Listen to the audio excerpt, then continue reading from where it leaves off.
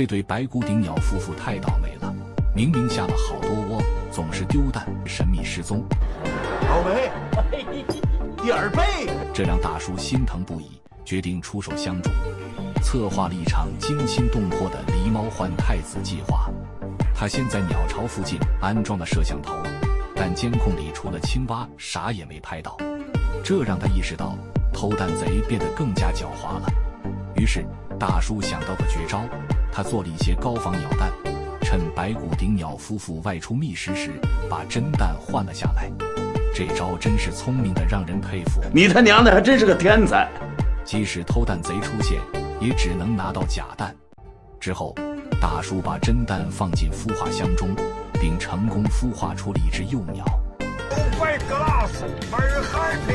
更有趣的是，大叔原本打算在鸟蛋孵化之前就还给鸟夫妇，但看到幼鸟破壳后那小小的金黄毛发，他决定让这个小家伙在自己这里待久一点。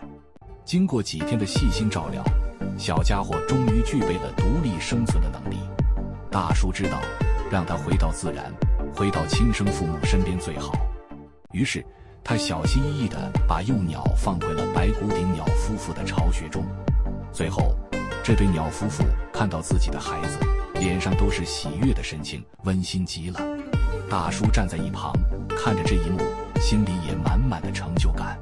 你们觉得大叔的这个举动是保护动物还是多管闲事呢？在评论里聊聊你的看法吧。如果你也觉得这位大叔的故事很有趣，记得点赞关注哦。继续关注我们，一起分享更多温馨有趣的故事吧。说话算话。